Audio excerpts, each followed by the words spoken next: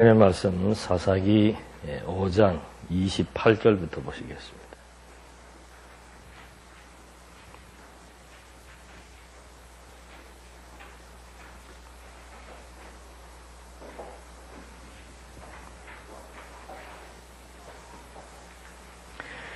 시스라의 어미가 창문으로 내다보며 창살 사이로 부르짖기를 어찌하여 그의 병거가 더디오느냐, 그 병거의 말굽이 더디 달리느냐 하므로 그 여자가 지혜로운 시녀들이 대답하고 그 여자의 지혜로운 시녀들이 대답하고 그 여자도 혼잣말로 거듭 중얼거린다.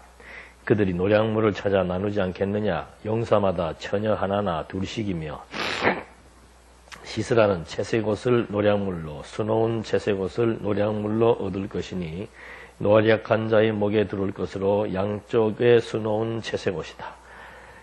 여호와시여, 주님의 대적은 다 이와 같이 망하게 하시고 주님을 사랑하는 자는 해가 힘있게 돋는 것 같이 되가 하소서.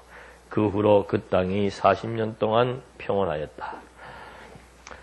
이 28절로 앞의 내용들은 드보라가 전쟁에 승리하고 찬양하는 내용이고, 지금 읽어드린 28절로 30절까지의 말씀은 디보라의 어미가 아들이 당연히 전쟁에서 승리해가지고 돌아올 것으로 생각하고, 이 시스라는 적군의 군대 장관입니다. 그러니까 적군의 군대 장관의 어머니가 창문으로 보니까 아들은 안 오고 자꾸 다른 사람들이 승리의 개가를 부르고 오니까 자기 아들은 분명히 승리해가지고 노량물들을 아주 그냥 가득 가지고 해서 진군할 것이라고 생각을 하고 기대하면서 지금 이렇게 걱정 반, 근심 반, 뭐 즐거움 반 해가면서 지금 이렇게 찬송을 한 거예요. 찬송이라기보다도 하여튼 막 그런 복백을 한 거죠. 이에 대해 이제 31절에서는 도리어 주의 대적들로, 시스라에는 드보라의 또 여장군이 있었습니다. 야엘이라고 하는 그 여장군에 의해서 머리가 말뚝으로 찍혀서 죽은 여자지요. 그런데 그들이 이제 또 그 어머니의 그런 그 어리석은 찬송에 대한 대답으로 주님의 대적은 다 이와 같이 망하게 하시고 주님을 사랑하는 자는 해가 힘있게 돋는 것 같이 되게 해달라. 그래서 그 후로 땅이 40년 동안 평온했다 그랬습니다. 그래서 지금 기드온 시대에 드보라, 하나님께서 사사시대의 전반기 시험에서는 백성들의 범죄의 결과가 나타나 있고, 그 결과로 말미암아 다시 하나님께서 드보라 사사를 세워서 전쟁에 승리하게 하신 내용이 31절까지 해서 소개가 되었습니다. 그 다음에는 이제 기드온 시대의 시험입니다. 그러니까 전반기에 보면은 그 사사시대의 그 시험을 전반기, 후반기로 나누어서 전반기에는 주보에 나와 있는 대로 온니엘, 예훗, 그리고 드보라, 그 다음에 기드온, 이렇게 기드온과 아비멜렉 이렇게 나누어지고 있는데, 이제 그 세 번째 큰 사사인 기드온 시대의 시험의 내용을 확인해 보겠습니다. 그러니까 40년 동안 이제 나라가 태평성세했습니다. 드보라로 말미암아. 그 후에 이제 6장 1절에 보니까 이스라엘 자손이 여호와 보시기에 악을 행하였으므로 여호와께서 그들을 미디안의 손에 7년 동안 넘겨주셨다. 미디안의 손이 이스라엘을 억누르니 이스라엘 자손이 미디안 때문에 자신들을 위하여 산에 굴과 동굴과 요새들을 만들었으며, 이스라엘이 파종할 때가 되면 미디안과 아말렉과 동방 사람들이 그들을 치러 올라와서 그들을 대항하여 진을 치고 가사에 이르기까지 그 땅의 모든 소산을 망쳐 놓았으며 이스라엘의 양식이나 양이나 소나 나귀를 남겨놓지 않았다. 그들이 자기 가축과 천막들을 가지고 올라왔는데 사람과 낙타가 메뚜기같이 셀 수 없이 많았으니 그들이 그 땅에 들어와 땅을 망쳐놓았다. 미디안 때문에 이스라엘이 몹시 빈궁하게 되자 이스라엘 자손이 여호와께 부르짖었다. 그러니까 40년 태평성세했다. 그러니까 이 40년 동안 이제 평안했다는 얘기는 아마 그 드보라와 그의 후손들에게 40년간 계속해서 여호와 하나님에 대한 교육이 이루어졌다는 것을 전제하고 있습니다. 그 교육이 단절되니까 그들이 당연히 여호와 보시기에 악을 행한다. 여기서 말하는 악은 물론 일반 보편화된 범죄 행위도 있겠습니다만은 근본적으로 그들이 하나님의 뜻과 하나님의 뜻은 여호와 어떤 분이신 줄 알고 경외하며 사는 겁니다. 그렇지 않고 자기들의 소견대로 사는 것이 악을 행하는 거예요. 지금 우리도 뭐 신앙생활을 하고 뭐 교회를 다녀도 우리에게도 악행할 때가 너무도 많은 거죠. 우리 삶의 의미를 여호와 경외하기를 배우고 여호와를 경외하며 산다면은 그것은 선한 삶이고, 설령 성도라고 할지라도 늘 자기 소견, 자기 욕심, 거기에 급급해서 살아간다면은 그거는 악행입니다. 여기서도 마찬가지예요. 이스라엘 하나님의 택한 백성이지만 이들이 결국 여호와 경외한다라고 하는 사실을 잊어버리고 자기들 소견에 좋은 대로 행동하다 보니까 여호와께서 그들을 7년 동안 미디안의 손에 넘겨주신 겁니다. 그러니까 이 사사기의 구조가 이렇게 순환 구조라 그랬습니다. 그게 제일 먼저 하나님께서 그들에게 평화를 주셨는데, 평화를 주었는데 그들이 불순종, 악행이지요. 악행을 하게 되니까 그들을 대적의 손에 붙여서, 이게 징계입니다. 대적의 손에 붙여서 이제 7년 동안 어려움을 겪게 하는 겁니다. 7년 세월이라고 하는 것이 작은 세월이 아니에요. 여기도 보니까 7년 동안 어떻게 어려움을 겪게 하는가 하면은, 어려움이 오니까 이 사람들이 이제 태도가 잘못된 거지요. 어려움이 올 때 바로 지혜로운 자들은 하나님께서 왜 그랬을까? 이걸 생각하게 되는데, 지혜가 없으면은, 어려움이 오면은 어떤 생각을 합니까? 우리도 똑같아요. 어려움이 오면, 지혜가 있는 자는 어려움이 오면 딱 하나님께서 이 일을 내게 왜 이렇게 발생하게 하셨을까라고 생각하면서 하나님 앞에서 뜻을 정리해 나가는데, 지혜가 없으면은 여기 본문에 보십시오. 7년 동안 어려움이 주어지니까 2절 미디안의 손이 이스라엘을 억누르니 이스라엘 자손이 미디안 때문에 어떻게 해요? 자신을 위해 산과 굴과 동굴과 요새들을 만들었다. 이게 방법이에요. 어려움이 왔을 때 왜 그럴까라고 생각을 해야 되는데, 우리는 어려움이 딱 오면은 어떻게 해서 이 문제를 해결할 것인가. 미디안이 지금 자꾸 괴롭히니까는 도망가면 되는 줄로 알지요. 그러니까 시편에 그런 내용이 있지 않습니까? 너희가 도망가가지고 저 지평선 끝 아니면 산으로 도망가서 바위 틈에 숨을지라도 하나님은 찾아와서 깨닫게 교육시키고 거기서 끄집어내신다고 시편 기자가 말하고 있는 것처럼, 어려움이 오면 그냥 하나님 앞에서 왜 그럴까라고 생각을 하고 그 원인을 찾아야 되는데, 보통 사람들은 문제가 발생하면 앞뒤 가리지 않습니다. 무조건적으로 방법만 찾게 돼 있다 이 말입니다. 자기들 위해서 동굴 파면은 하나님께서 동굴 쪽으로는 섭리하지 않고, 또 동굴 파놓으면 미디안 적군들이 그 동굴은 못 올라가겠어요?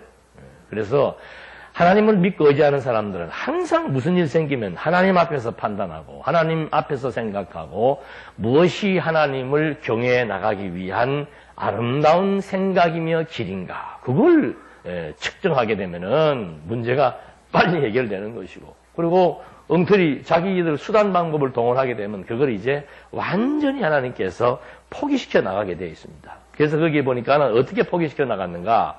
3절에 이스라엘이 파종할 때가 되면 미디안 사람들과 아말렉과 동방 사람들이 그들을 치러 올라와서 그들을 대항하여 진을 치고 가사에 이르기까지 그 땅의 모든 소산을 망쳐놓았으며 이스라엘의 양식이나 양이나 소나 나귀를 남겨놓지 않았다. 이 가을에 태풍이 오면은요, 우리 그 TV 보면서 농민들 그 망연자실하는 거 보지 않습니까? 저도 뭐 농사는 안 접어왔지만 이렇게 가까이 이렇게 보면은 그 농부들이 여름 내내 고생할 때는 무슨 낙을 기다리면서, 가을에 그 수확할 거 기다리면서 그 수확의 기쁨, 저는 아직까지 농사를 접은 적이 없어서 수확의 기쁨은 못 느껴봤는데, 군대에 있으면서 그 밤중에, 그건 불법이죠. 그 밤에는 초소 앞에 있는 그 어망들이 군인들 거로 그냥 그 주민들도 알고 있습니다. 밤에는 바닷가를 못 들어오니까. 그 밤에 달빛이, 저는 처음 그런 경험을 해봤어요. 이제 그 동네에 살고 있는 옛날 말로는 이제 방이들이죠. 그 친구들하고 같이 이제 난 지리를 모르니까 데려가더라고, 가서. 와, 그 밤에 막 그물 안에 막 이 고기들이 이만큼이 들어있는데 이런 거예요, 숭어들이. 그거를 막 잡다가 막 얼굴을 맞고 마는데 그렇게 기쁜 거예요. 그래서 그때 내가 느낀 것이, 물론 남의 거 도둑질해서 기뻤던 건 잘못인데, 군인들은 그 용서해 주다고요. 뭐, 그 정도 도둑질은 군복 입으면 그 시대는 봐줬어요. 요즘은 안 되겠지만. 그래서 그때 느낀 감정이 지금 됐어요. 이야, 이거 어민들이 이 맛으로 배를 타고 나가고, 농부들이 이 맛으로 농사를 짓는구나 하는 거는 그때 안 좋은 방법을 통해서 이렇게 터득한 경험이 있는데, 생각을 해보세요. 농사 다 져가지고 마지막 수확하려고 그러는데 미디안 군대가 들어와가지고 그거 다 뺏어가고 그들의 재산 목록인 양, 이런 가축들을 다 가져가 버리면은 그건 돈 잊어버린 것보다 더 마음에 상실감이 오는 거죠. 그래서 그렇게 하나님께서 그들에게 생명의 생명을 유지할 수 있는 그런 소산들을 그 당시에 그들에게는 가장 귀중한 거죠. 거기다가 5절 그들이 자기 가축과 천막들을 가지고 올라왔는데 사람과 낙타가 메뚜기같이 셀 수 없이 많았으니 그들이 그 땅에 들어와 땅을 망쳐. 그러니까 그 땅을 갖다가 완전히 다 뭐한 거예요? 메뚜기 때 지나가면 전멸하죠. 완전히 구름대같이 사람들이 올라와 그 땅을 차지해가지고 거기 있는 소산들을 다 먹어 치워버리고 땅도 한패하게 만들었다. 이거는 좌절이죠. 좌절. 6절 미디안 때문에 이스라엘이 몹시 빈궁하게 되자 이스라엘 자손이 어떻게 해요? 여호와께 부르짖었다. 그러니까 우리는 이런 거 공부하는 거는 지혜로워지라고 공부하는 거예요. 그러니까 지금 무슨 문제가 발생하면 그냥 하나님 앞에 생각하면 돼요. 하나님께서 왜 그러실까? 항상 왜? 어떻게가 아니고 왜? 어떻게라는 것은 내가 어떻게 한번 해보겠다는 거죠. 그러니까 하나님께서 어떤 교육을 시키기 위해서 지금 이렇게 해나가고 계신데 그걸 내가 어떻게 한번 나가보겠다, 내가 어떻게 한번 해결해보겠다, 같이 가는 거예요. 안 되게 돼 있죠. 그래서 하나님께서 완전히 땅바닥으로 추락시켜서 살 소망이 없게 하니까 그때 하나님께서 어떻게 하는 거예요, 이제? 회개하는 거죠. 그게 여기서 이제 하나님께 부르짖는다. 다시 돌아오는 겁니다. 다시 돌아와서 하나님 아버지, 우리는 하나님의 백성이기 때문에 하나님이 우리 보호하고 하나님이 대적을 물리치게 해주시고 그리고 우리를 살게 해주셔야 살아갈 수 있는 존재입니다. 라고 하는 이 신앙 고백이죠. 그런 고백을 하게 되는 겁니다. 그래서 7절 이스라엘 자손이 미디안 때문에 여호와께 부르짖음으로 여호와께서 한 선지자를 이스라엘 자손에게 보내시니 그가 그들에게 말하였다. 여호와 이스라엘의 하나님께서 이같이 말씀하신다. 내가 너희를 이집트에서 이끌어내어 종되었던 집에서 나오게 하였고 내가 너희를 이집트와 너희 모든 압제자들의 손에서 건져내었으며 그들을 너희 앞에서 쫓아내고 그 땅을 너희에게 주었고 내가 너희에게 말하기를 나는 여호와 너희 하나님이니 너희가 거주하는 땅 원주민 아모리 사람들의 신들을 두려워하지 말아 하였으나 너희가 내 목소리에 귀를 기울이지 않았다. 그러니까 선지자는 하나님의 뜻을 전달하는 사람이죠. 그러니까 선지자가 와서 하는 게 뭔가 백성들에게 교육하는 거예요. 교육. 율법으로 교육하듯이 율법으로도 교육을. 이게 율법의 내용 아니에요. 율법 주시기 전에 하나님께서 하신 말이 뭡니까? 나는 누군가 너희를 애굽의 종살이에서 해방시켜 주신 열조와의 언약대로 너희를 애굽의 종살이에서 때가 되니까 해방시켜 주신 여호와인 줄 알리라. 그것이 율법을 주신 목적이에요. 그러니까 율법을 주신 목적은 뭔가 하나님 여호와가 어떤 분이신 줄 알고 기억해서 그분을 다른 신 섬기지 말고 왜? 내가 너희를 애굽에서 해방시켜 주었으니까 다른 신 섬기지 말고 여호와만 의지하라고 그 율법을 주었는데 40년 동안 평안하고 좋으니까 그러니까 항상 우리는 형통할 때도 마찬가지예요. 하나님께서 나에게 있는 형통함을 왜 주었을까? 그걸 생각하는 자가 지혜로운 자입니다. 형통함을 누리지 말라는 게 아니고 어떤 하나님께서 좋은 여건을 주었다. 하나님께서 부자로 만들어줄 수 있고 돈을 벌게 해줄 수 있고 다 하나님이 다 하시는 거예요. 가난하게 하시는 것도 하나님이고 부유하게 하시는 것도 하나님이에요. 그러니까 가난한 자리에 있을 때는 가난한 자리에 있을 때대로 의미부여를 정확하게 하면 되고 하나님이 부유한 형편을 주었으면은 하나님 왜 이렇게 나한테 이렇게 좋은 세월을 주셨지? 이 세월을 주어서 나로 하여금 무엇을 하게 하시려고 이렇게 하셨지? 생각하면은 그게 기도지요. 하나님 아버지, 나에게 이렇게 엄청난 여건을 주었는데 왜 주었습니까? 생각하면 하나님께서 마음에 뭘 주시겠어요?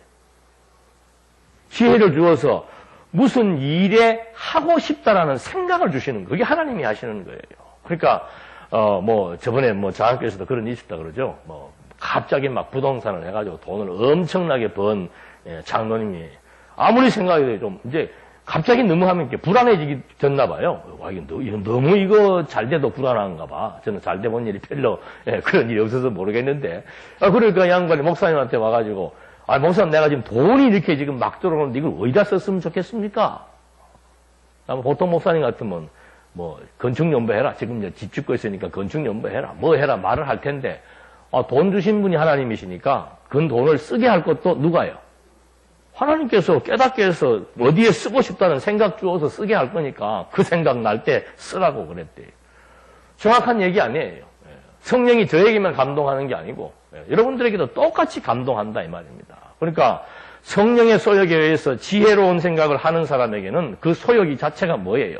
무슨 일을 하고 싶다 하는 그 생각을 갖게 하시는 분이 하나님이시니까 그 일을 하나님께서 하게 하실 거라 이거죠. 그러니까 형통하면 형통한 가운데서 항상 쉬지 말고 기도하라는 말뜻이 뭔가?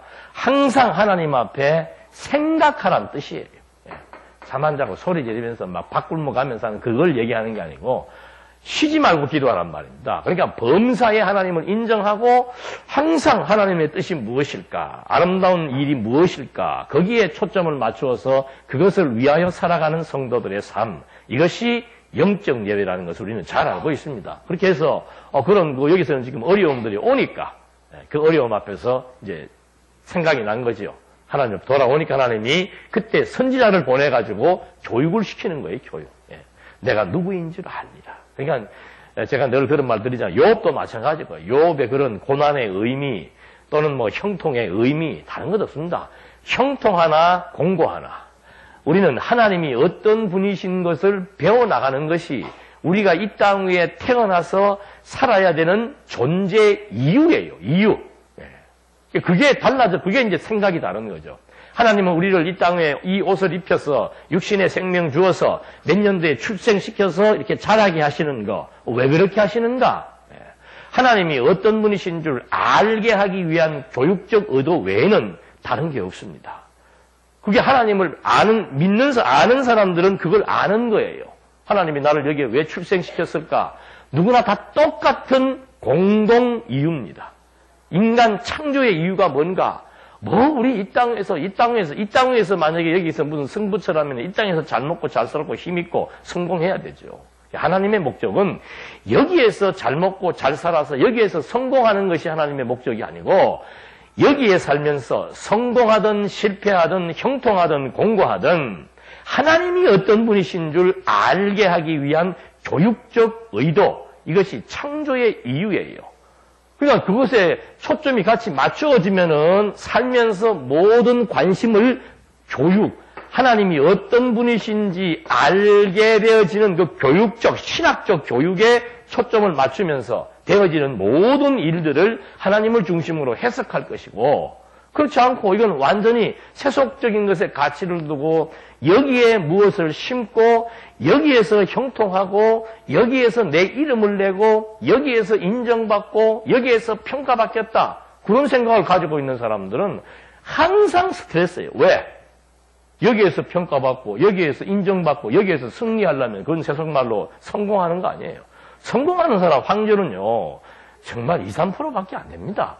모든 거의 대부분의 사람들은 스스로가 다 상대적 비교에 의해서 실패로, 우울함으로, 좌절함으로 그런 걸 느낄 수밖에 없는 거예요. 그러니까 이런 모든 것들이 초점을 어디에 두느냐에 따라서 내 삶의 의미가 달라지게 돼 있다 이 말입니다. 그래서 섭리하시는 그 이유가 여기에 있고, 목적은 뭔가? 교육받으면 방금도 선지자 보내갖고 교육하니까 바로 누가 드러납니까? 하나님의 존재예요.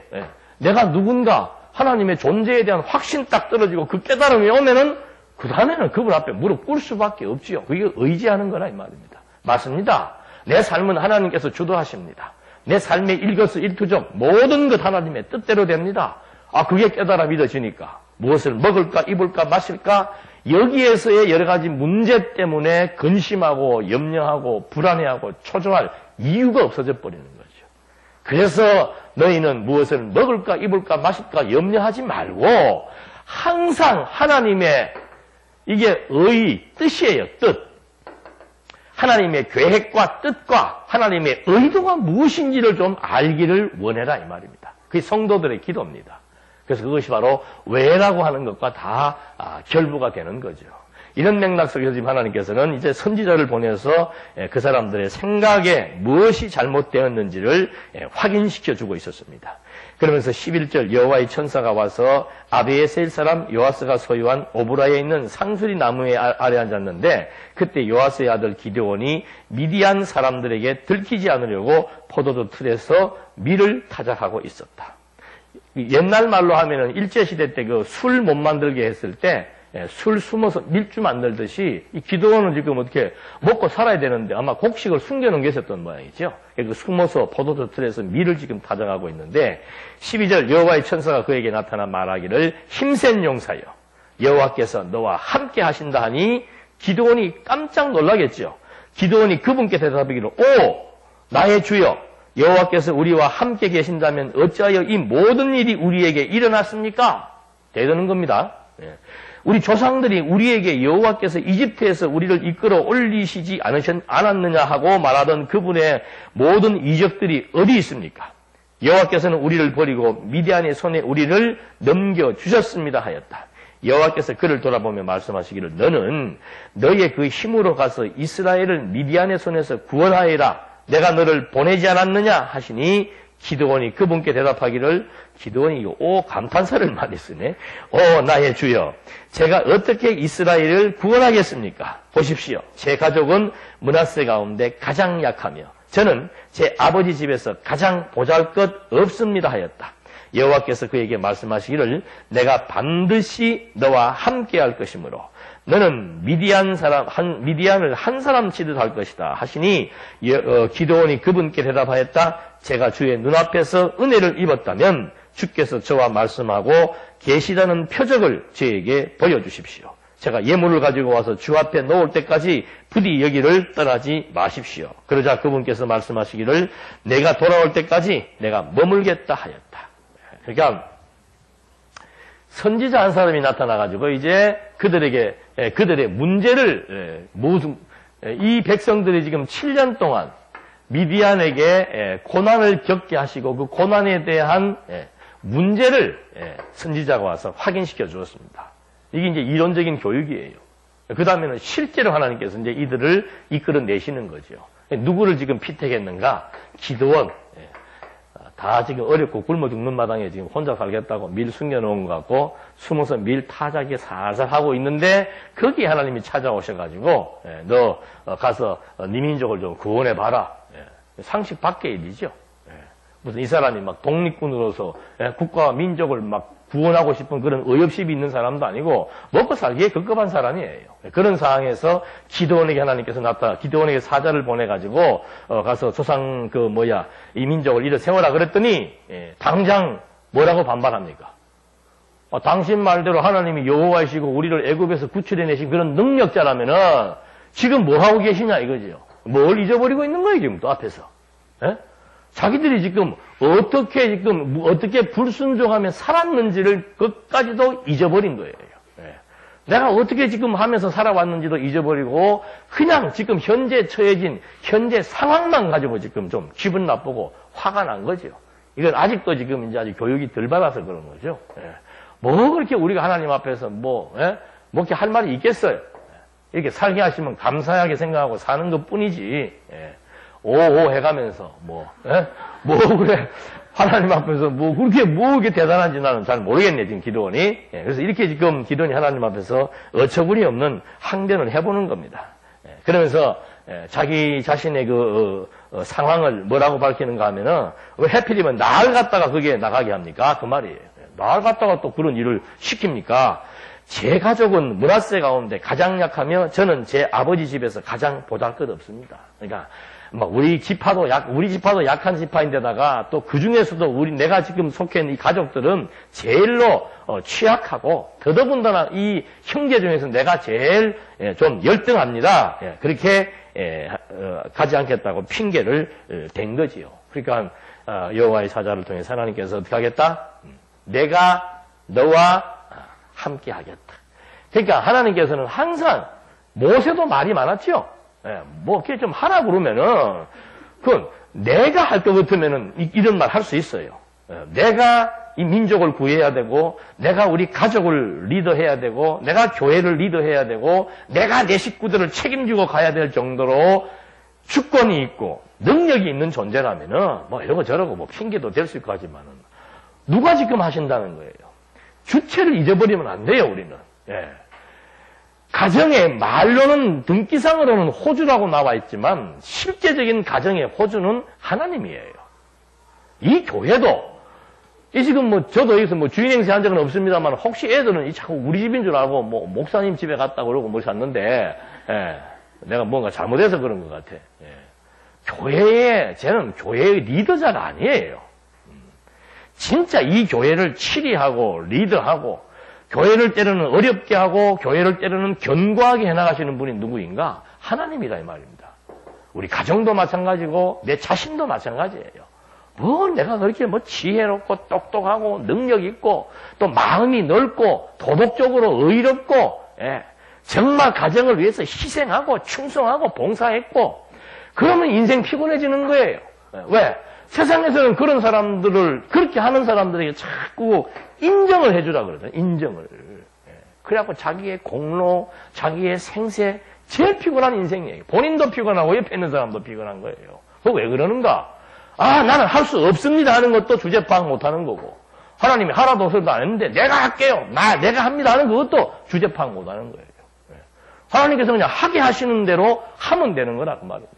모세도 하나님이 불러가지고 야 이래라 그러면 얘 하면 되는데 내가 지금 나가 80입니다. 뭐 야이놈하고 80이면 뭐 내가 못 쓰고 120이면 못 쓰냐 그 말이죠. 인간의 능과 지혜를 통해서 하나님이 일하신다면은 똑똑한 사람들만 불러야 되고 건강한 사람들만 불러야 되고 재주 있고 능력 있는 사람들만 불러서 교회도 세워야 되고 사회도 세워야 되는 거죠. 근데 바울이 고린도 교회에서 그러잖아요. 다 잘난 사람들만 고린도에 모여가지고 막 많이 배운 사람, 돈 많이 번 사람, 힘 있는 사람, 뭐 장사 잘하는 별하별로 그렇게 성공한 사람들이 많이 모인 고린도 교회니까 전부 잘난 척 하는 거예요. 그러니까 교회가 시끄러워지고 분열되는 거죠. 왜? 하나만 잘나면 좀 덜한데 뭐 잘난 사람이 요즘 한두 명입니까? 잘난 걸로 치려면은. 그러니까 4분 오열되어 있는 상태에서 바울이 지적하는 게 뭡니까? 그래. 고린도 교회 성도들이요. 당신들은 참 지혜로워서 좋습니다. 세상적으로 똑똑해서 좋습니다. 그러나 하나님 앞에서는 세상적으로 아무리 똑똑한 지혜도 하나님 앞에서는 정말 가장 비천하고 천박하고 무지한 존재밖에 안 되는 겁니다. 그걸 지금 고린도 교회에서 바울이 제시해 주는 거 아닙니까? 똑같은 거예요. 사람이 한다면은 내가 한다, 못한다라고 하는 말을 할 수 있지요. 하나님께서 하게 하시는 일이라고 하는 것은 엄밀하게 말하면 내가 하는 게 아니죠.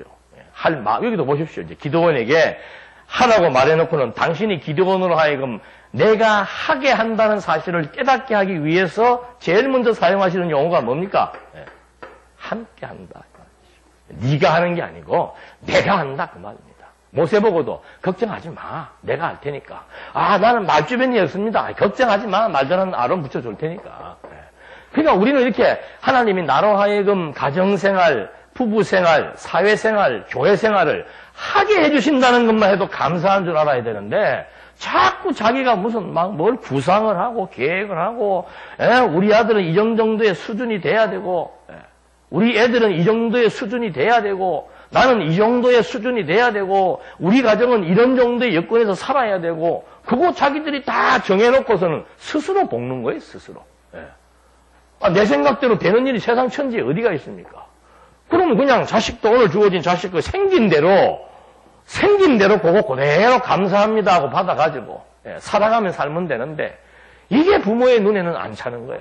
나는 정말 하나님께서 내 모범생으로 안 커서 우리 아들은 정말 행복하게 컸다 그러더라고. 제가 만약에 모범생이면 제 기준에서 시험만 치면 전교 1등 했으면 그 공부 못하는 아들 보면은 부모 그 속 뒤집어질 거 아니에요. 자기 기준에 보면은. 똑같은 이치예요. 남편이든 아내든 자식이든 부모든 전부 자기 기준의 잣대를 정해놓고 그것이 하나의 중심이고 기준이고 그것이 옳은 것이라고 하는 그게 악인데, 그걸 옳은 것이라고 자기가 기준을 세워놓고는 거기에 안 맞다 이거죠. 남편도 안 맞고, 아내도 안 맞고, 자식도 안 맞고, 부모도 안 맞고. 어떡하란 말이에요. 예? 그 자식이 누구의 유전자를 타고 나타났는데, 그 자식이 내 마음에 안 들면 어떡하란 말입니까? 부부지간도 마찬가지고. 그래서 이 기준점을, 하나님을 중심으로 기준점을 바꿔버리면은, 뭐 그렇게 인간관계에서 복잡할 게 없어요. 피곤할 것도 없고, 그냥 생긴 대로 그대로 봐주면 돼.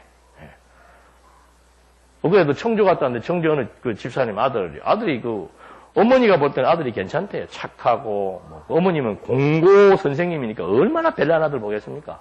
그 별난 아들을 보다가 자기 아들 보니까 너무 순한 거야. 근데 누구 눈에는? 아버지 마음에 또 안 드는 거야, 이 아들이. 그래서, 인생살이, 우리 엊그저께 그 TV에서 한번 봤잖아요. 세계에서 제일 머리 좋은, 그 천재 3명 중에 한 사람이 한국 사람이더만. IQ가 뭐 210인가 230인가 그래가지고. 이태리 말을 이틀 만에 띄고, 천자문을 3살 때 이틀 만에 띄고. 그죠? 남의 카이스트 박사학위 논문 초록 보여주니까는 식당에 밥 먹으면서 이러더니, 한 2, 3분 안에 이러더니 서너 개 찝어줬는데 정확하게 나타나고. 근데 그 사람이 지금 뭐 하는 줄 알아요? 청주에 토목회사 부장으로 있어요. 그 친구가 왜 그렇게 됐는가? 부모의 욕심이에요, 부모의 욕심.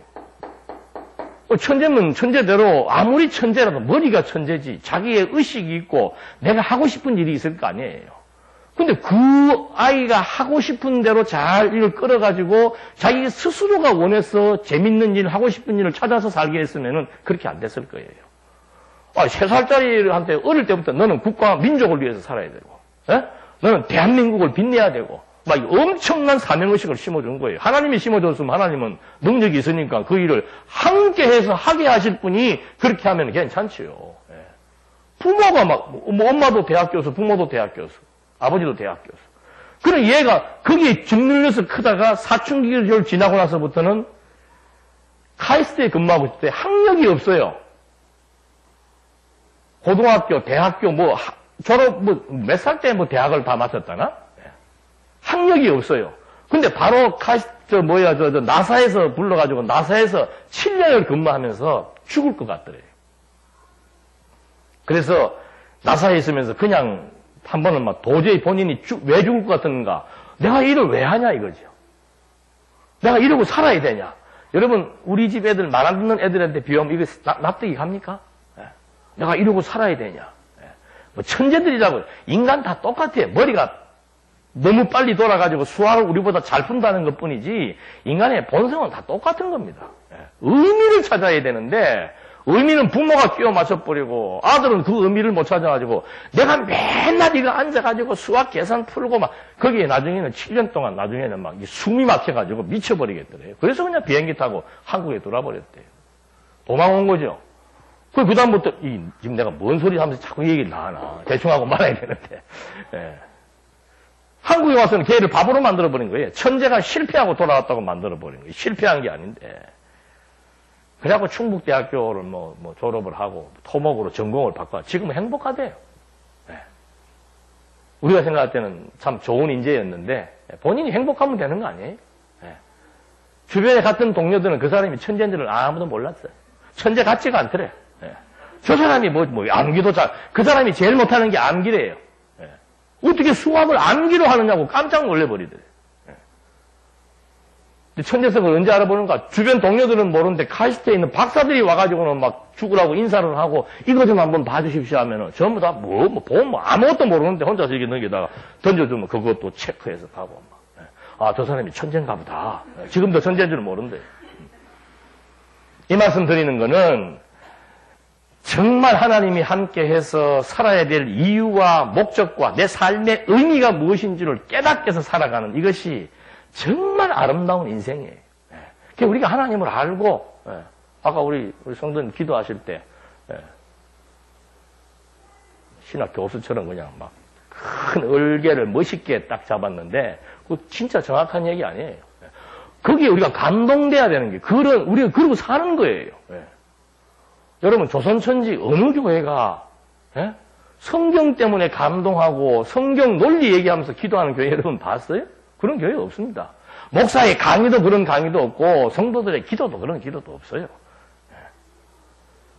그게 우리 삶의 의미를 깨닫게 해주는 하나의 원리라고 하는 것에 대한 가치, 인식, 확인, 그게 우리 인생에 다라는 거. 그래서 지금 기도원도 하나님께서 불러서 쓰실 때 처음에 주제 파악 못 해가지고 뭐 이러고 저러고 변명하고 말이 많은데 입 닫아라. 내가 다 한다. 모세와도 그러고 여호수아도 두려워 떨고 있잖아요. 내가 어떻게 이 지금 가나안 땅을, 이 무시무시한 땅을 내가 어떻게 이 수많은 백성들을 데리고 들어가겠습니까? 걱정하지 마라. 내가 모세와 함께 했던 것처럼 누구와? 여러분이 함께라고 하는 말을 영어로 하면 뭐예요, 이거? 마태복음 1장에 나오죠? 예.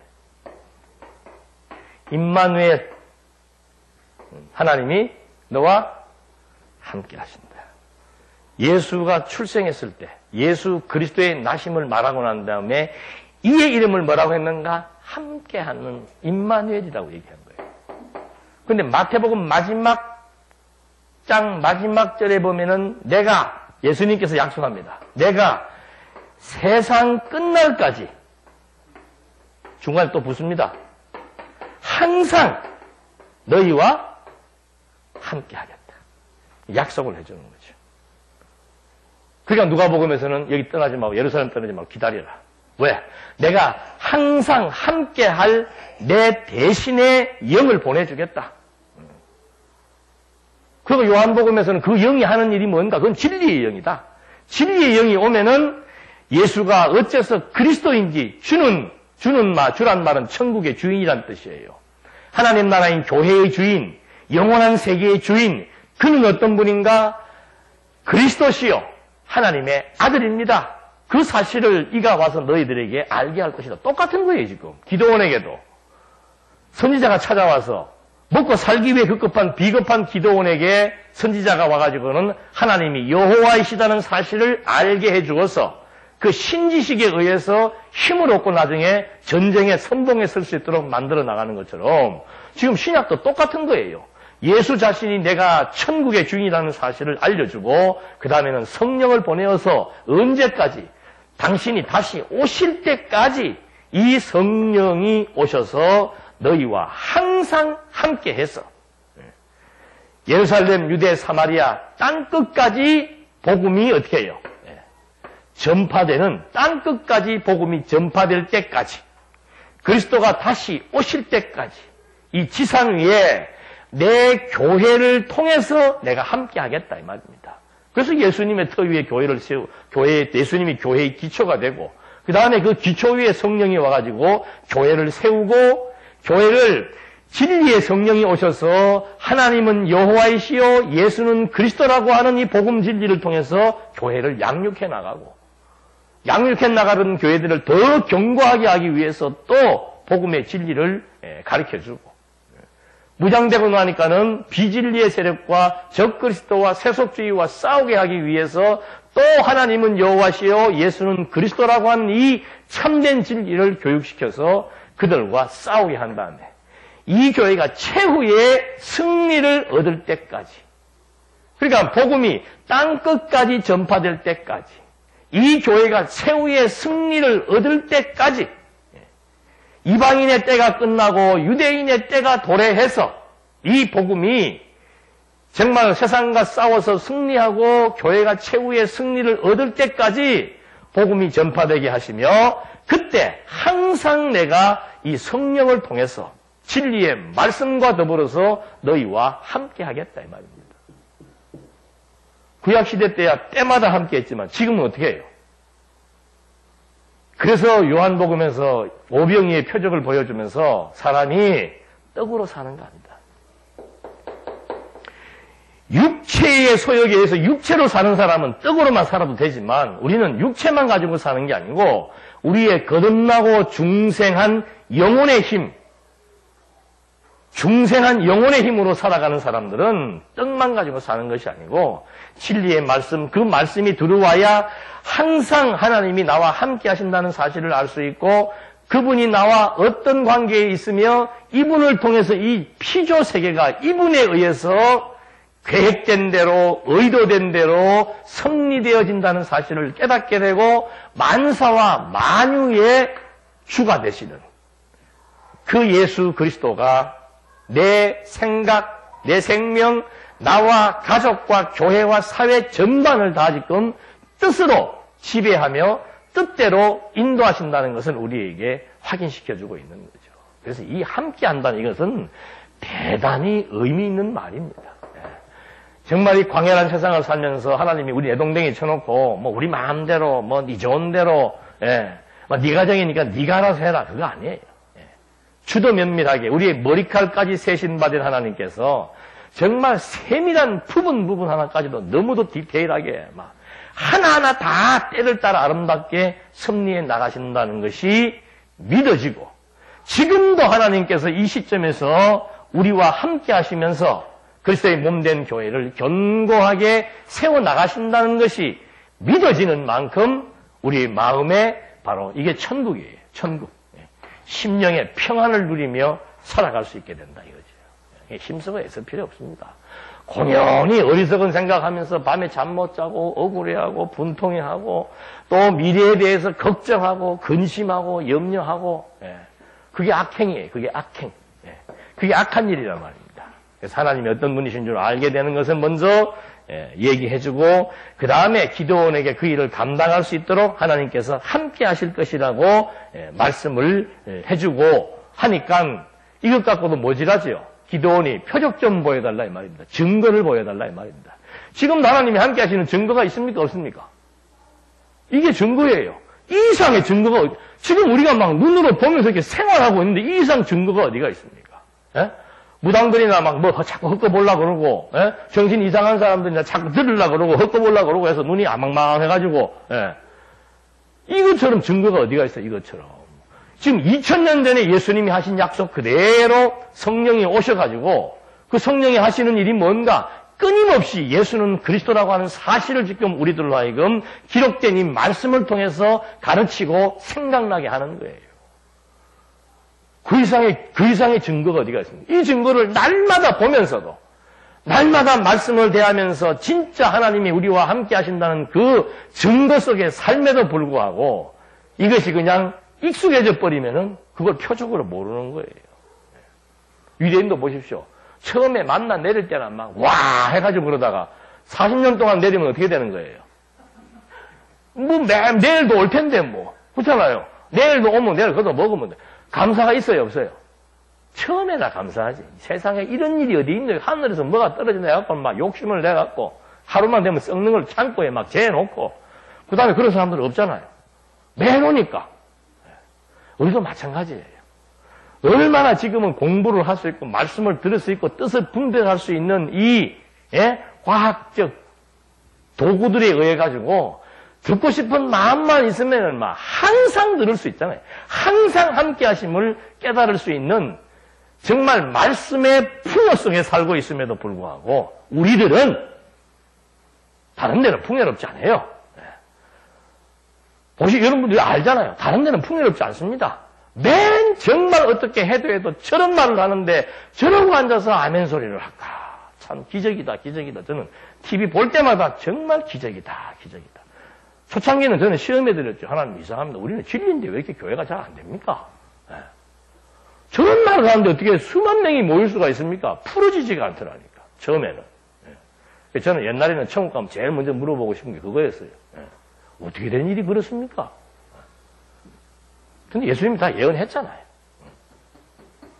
이 땅에서 벌써 국가로부터 인정받기 시작을 하고 이 땅에서 형통해지기 시작하면은 제일 먼저 변질하는 게 진리예요. 우리가 중세 역사도 봤지 않습니까? 4세기 이전까지는 예수 믿는 사람들 막 두드려 패고 가두고 고문하니까 전부 카타콤 굴에 들어가서 신앙생활 할 때 요만한 햇빛 통만 하나 놔두고 굴에 들어가서 신앙생활 할 때는 그들은 정말 뜨겁고 순수했단 말입니다. 4세기 콘스탄티누스가 그냥 이거 기독교로 공인해지는 그 순간부터 종교 지도자들이 권세를 쥐기 시작하고 그 다음에 막 엄청난 부를 거머쥐기 시작을 하고 하면서부터는 완전히 종교 지도자들이 그냥 그 다음부터는 완전히 괴수로 변해버렸잖아요. 괴수로. 그 괴수가 지금 한국 땅에 그대로 중세시대에 이들이 만연되고 있는 거예요. 그래서 19절 기드온이 가서 염소 새끼 한 마리로 요리를 하고 가루 한 에바로 누룩 없는 빵을 만드는 고기를 바구니에 담고 국물은 단지에 담아서 상수리나무 아래에 있는 그분께 가져다 드리니 하나님의 천사가 그에게 말하기를 고기와 누룩 없는 빵을 가져다가 입안석에 놓고 그 국물을 부어라 하니 기드온이 그대로 하였다. 여호와의 천사가 자신의 손에 쥔 지팡이를 이끌고 고기와 누룩 없는 빵에 대니 그 반석에서 불이 올라와서 고기와 누룩 없는 빵을 삼켰고 여호와의 천사는 그의 눈앞에서 사라졌다. 기드온은 그가 여호와의 천사인 것을 깨닫고 말하기를 슬픕니다. 주 여호와시여 제가 여호와의 천사를 대면하여 보았습니다 하니 여호와께서 그에게 말씀하시기를 너는 안심하고 두려워하지 마라. 너는 죽지 않을 것이다 하셨다. 그러므로 기드온이 그곳에 여호와를 위하여 제단을 쌓고 여호와 샬롬이라 불렀다. 그 제단이 오늘까지 아비에셀 사람의 소유인 오브라에 있더라. 그러니까 조상인 아브라함도 하나님께서 증거를 줄 때 하나님이 약속을 했는데 그게 어떻게 믿을 수 있습니까? 까마귀를 갈라가지고 재물이 불타게 하는 것도 있었고 그런 그 재물이 불타거나 안 그러면은 이제 주변만 물을 뿌려놨는데도 그냥 물 뿌리는 그 재물이 타버리는 경우도 있었고 지금 기드온도 마찬가지예요. 하나님이 어떤 분이신 줄 이론적으로 소개해주고 그 다음에는 하나님께서 함께해서 이기게 해줬다는 그 표적을 보여주어서 기드온에게 확신을 주는 거죠. 그러니까 예수님도 그러잖아요. 바리새인들이 와가지고 당신이 진짜 메시아입니까? 그러면 표적 좀 보여주세요. 너희들은 표적 볼 필요도 없다. 왜? 불택자들은 표적 봐봤던들 그때만 와 하다가 나중에 또 딴소리 또 해요. 그러니까 너희들한테는 표적 보여줄 것도 없고 요나의 표적에 대해서 알잖아. 요나가 물고기 뱃속에 들어갔다가 3일 만에 살아난 거 알잖아. 그게 표적이다. 그게 나에 대한 표적이다. 이 시대의 표적이다.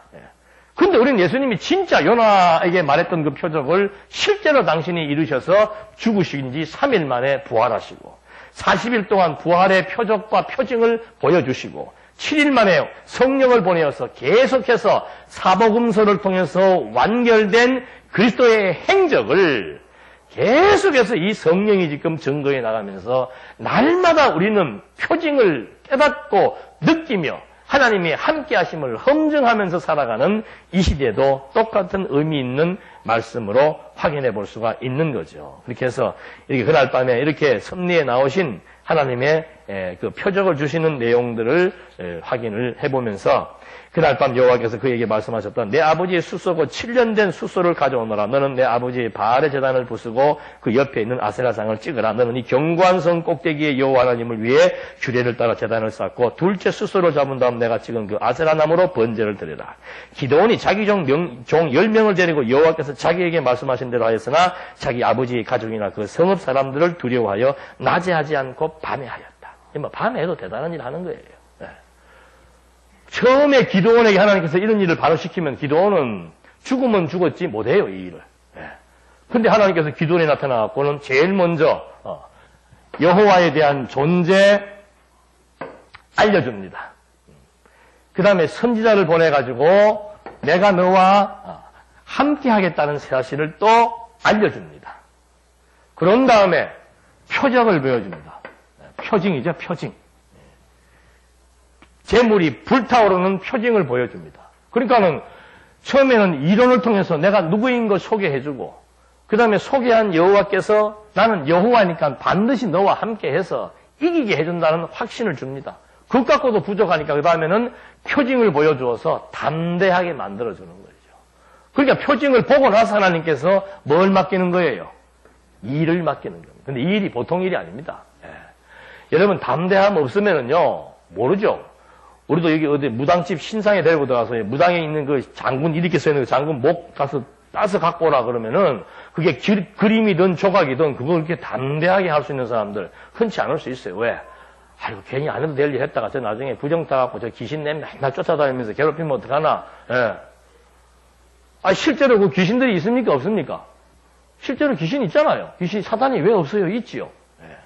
그 무당들 그냥 계속 귀신들 노름하고 TV 요즘 계속 나오지 않습니까? 왜 그러는가? 불택자들 유혹하기 위한 거예요, 하나님께서. 다 그런 것 때문에 두려워 떨게 만드는 거죠. 인간처럼 약한 거 없습니다, 여러분. 인간 대단한 것 같아도 그게 점쟁이들이, 무당들이 그래서 먹고 사는 거예요. 무당집에 딱 들어오면 저는 신 안 받아도 할 수 있겠어요. 예. 멀고 노바라 입고 딱 앉아있다가 안 그러면 수영기로 누가 딱 들어오면 거기에서 문제가 있어서 거기까지 오지. 아무 일 없는데 거기 오는 사람이 어디가 있어요? 다 문제 있지요. 대충 나이 보면 대충 나와야 무슨 문제인지요. 예. 특히 여자들만 많이 오잖아요. 예. 들어오는 여자 앉자마자 아이고 큰일 났네. 예. 그 말 한마디에 오그라들어버리는 거예요.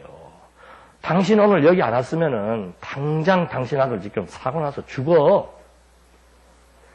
여러분들이 그런데 안 가보셔서 그러지. 그런 말 한번 들으면요. 완전히 거기에 짓눌려 버리는 거예요. 예. 그 다음에 하는 말이 뭐겠어요? 그럼 어떻게 하면 됩니까? 구대해야지 뭐 어떻게. 예. 이렇게 돈 많은 사람 같으면 2천만 원짜리고 없으면 500만 원짜리고. 예. 교회도 똑같아요. 교회도. 예. 맨날 하나님 웃기지도 않는 그런 신상처럼 하나님을 둔갑시켜 놓고 6일 동안 여기 지금 다 6일 동안 선행하면서 산 사람 어디가 있어요? 저부터도. 다 욕심대로 생각하다가 좌절하고 안 된다고 원망하고 기분 나빠하고 별일들 다 하고 왔잖아요. 왔을 때 하나님께서 이런 거 딱 읽고서는 잠언서에도 그런 거 많이 나오잖아요. 여호와의 뜻을 거역하면은 망하리로다 그러고 직설법들이 많이 나온단 말입니다. 그럼 여기 들어오면서 이렇게 당당하게 못 들어와. 떠들지도 못해. 분위기 소찬해가지고 와갖고는 매일 회개하라고 가르쳐 놓으면 오자마자 뭐부터 해야 됩니까? 회개부터 해야 돼요. 회개부터. 이게 종교 사기란 말입니다. 종교 사기. 근데 하나님께서는 그렇게 안 해요. 하나하나 다 확인시켜주고 어떻게 신상 아세라 그 사람 미디안 사람들이 섬기는 그런 신상들을 갖다가 도끼로 찍어가지고 그것도 뭐로 쓰라 그러는 거예요. 장작불로 쓰라 그러는 거예요. 이건 무슨 만약에 지금 여러분 이슬람 사태 보십시오. 그 무함마드 그거 영화로 만들어가지고 막 안 좋은 사람으로 시켜놓으니까 지금 전 세계가 지금 시끄럽잖아요. 똑같아요. 예. 아니 우리가 지금 신주를 모시고 있는 그 아세라 신상을 목상을 갖다 도끼로 찍어가지고 그것도 장작불을 떼버렸다? 목숨 걸고 싸울 수밖에 없지요. 그 하나님께서 지금 뭐 하게 하시려고 그렇게 하는 거예요? 전쟁 나게 하시려고. 예. 전쟁 나게 하신 다음에 뭘 증거로 보여주는 겁니까? 내가 함께하고 있다 이 말이에요. 전쟁 난다고 나쁠 것도 없고 뭔 일이 안 된다고 나쁠 것도 없습니다. 안 될 때 우리가 능력이 약해졌을 때 내가 할 수 없을 때 그때 하나님께서 어떻게 하는 거예요? 정말 신묘막측한 섭리 역사를 통해서 하나하나 조화를 이루기 위해서 하나님이 함께 하셔서 되어지는 일들을 우리에게 표적적으로 확증시켜 주신다 이 말입니다. 사람 마음 못 움직입니다. 절대 사람이 사람 마음 못 움직입니다. 환심사라고 할 것도 없고 인정받으려고 할 것도 없어요. 저 사람 마음이 저렇게 돌아간다? 하나님이 그렇게 하시는 거야. 아니면 그냥 보고 있으면 돼. 그 가서 빈다고 해결되고 꿇는다고 안 돼요. 무릎 꿇으면 더 받습니다. 인간 심리가. 그래서 사람과의 관계, 되어지는 일, 특히 이런 부모들이 자식 문제 염려하거나 근심할 거 없습니다. 장래 하나님이 다 정해놨어요. 그게 우리의 신앙적 담대함입니다. 왜? 어려운 일을 통해서도 하나님이 함께 하신 거 확증하잖아요. 형통한 일을 통해서도 확증하고 그래서 하나님이 어떤 분이신 줄 안다는 것이 우리 삶에 있어서 내게 있어서의 힘이 된다 이 말입니다. 나의 힘이신 여호와여. 기도하시겠습니다. 하나님 아버지, 우리는 수천 년 전 고대 역사인 이런 기드온 사사 시대를 통해서 정말 하나님이 살아계시고 그 시대는 비록 모형적인 시대였지만 하나님을 알게 하는 섭리의 원리는 지금과 똑같은 줄로 압니다. 과거에는 선지자들을 보내어서 또 하나님의 뜻을 알려주었고 과거에는 눈에 보이는 불타는 이런 일들 그런 사건들을 통해서 하나님을 알게 해주었다면 오늘 저희는 정말 진리의 영이 오셔서 진리 대신 그리스도에 대한 모든 내용들을 치밀하고 세밀하게 교육하고 깨닫게 해주어서 우리의 삶 속에서 실제로 하나님이 우리와 함께해서 섭리해 나가신다는 사실을 깨닫도록 허락해 주신 것에 대해서 다시 한번 감사드리며 인생 살다가 여러 가지 많은 어려운 일들이 있습니다. 그런 어렵고 힘들고 고달픈 환경 속에 처할지라도 하나님이 함께해서 하나님이 보호하고 하나님이 세우신다는 사실에 대한 믿음을 견고케 해주시사 여호와만을 의지하면서 정말 선한 일하며 살아갈 수 있는 아름다운 성도들의 삶으로 인도해 주시옵소서. 예수님의 이름으로 기도드립니다. 아멘.